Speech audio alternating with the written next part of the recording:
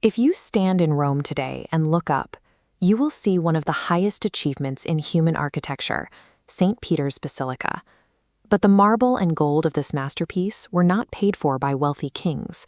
Every pillar and painted ceiling was funded by a highly organized financial scheme, designed to extract whatever little copper and silver Europe's starving peasants had left. In the 16th century, the Catholic Church operated as the sole authority over the single most valuable market in existence, the fate of the human soul. The Church taught the masses about purgatory, a literal waiting room of fire where souls were trapped. People believed their deceased parents and children were burning in these flames, sometimes for thousands of years, to cleanse their sins before reaching heaven. When a mother is convinced her dead child is in agony, she will give everything she owns to stop it. This deep, agonizing grief became the perfect leverage for the most lucrative financial exploit in history. The crisis began with Pope Leo X. He wanted to build the largest cathedral the world had ever seen, but the Roman treasury was drying up under the massive construction costs. He needed an enormous influx of capital. The problem was that the vast majority of the European population were working-class peasants who lived hand-to-mouth, with virtually no disposable income to donate. So the Pope authorized a solution to close the deficit. He launched a mass-market financial product across Europe, known as the indulgence. An indulgence was a physical contract. It was an official piece of parchment, stamped with a heavy papal seal, that explicitly forgave sins and bought a set number of years off a soul's sentence in purgatory. With a stroke of a pen, salvation moved from the realm of divine grace into the inventory of tradable assets. To run this campaign, Rome hired a Dominican monk named Johann Tetzel.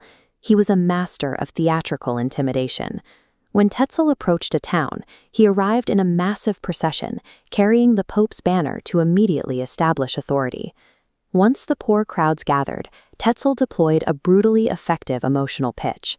He would point to the crowd and ask if they could hear their dead parents screaming for help from the flames, begging for a few coins to ease their suffering. He even utilized a literal rate card. Every specific sin had a set price. You could pay for robbery, for perjury, and if you had the money, you could even buy an indulgence for a crime you hadn't committed yet. To ensure the money kept flowing, Tetzel popularized a viral jingle.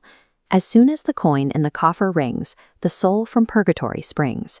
It was a brilliant, frictionless call to action. But this operation had a hidden supply chain. The silver and gold collected from the peasants didn't go straight to the Vatican. It first routed through the Fugger banking family in Germany, who took a massive commission to pay off the local archbishop's debts before sending the rest to Rome. Under Tetzel's management, the cross was converted into a tool for debt collection, a highly efficient machine for extracting wealth from the poor. While Tetzel counted the profits, a German monk named Martin Luther was watching. Plagued by his own fears of the afterlife, Luther decided to audit the church's claims by studying their primary source code, the Bible. What he found dismantled the entire operation. The text stated clearly that salvation was a free gift based on faith. There was zero mention of buying your way out of punishment with gold. On October 31st, 1517, Luther forced a public confrontation.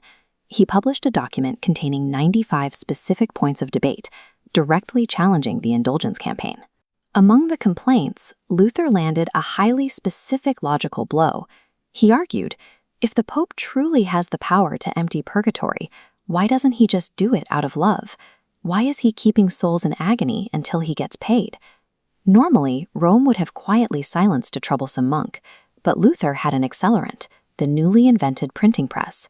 His arguments were translated into everyday German, printed by the thousands, and distributed directly to the common people. The market reacted immediately. Within 2 weeks, Tetzel's sales crashed. The public realized the expensive paper they were starving themselves to buy was completely worthless.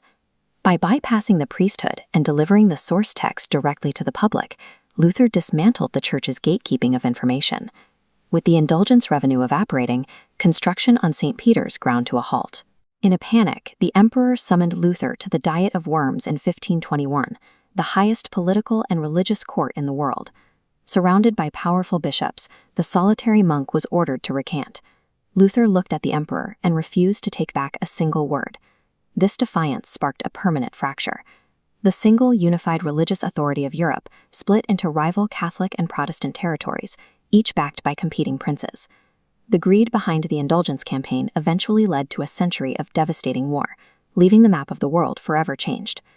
Eventually, Rome moved to fix the internal corruption. In 1567, the Catholic Church officially banned the sale of indulgences for money. But the psychology that Tetzel weaponized didn't disappear in the 16th century. We have to ask, does that exact same mechanism still exist today? Look around at modern televangelists and prosperity preachers. We see leaders promising that if you send them seed money, heaven will reward you. The rate card may have changed, but human fear and hope are still monetized for profit. Whenever faith is reduced to a financial transaction, the sacred element is destroyed. What we are left with are breathtaking monuments built on the reality of human suffering.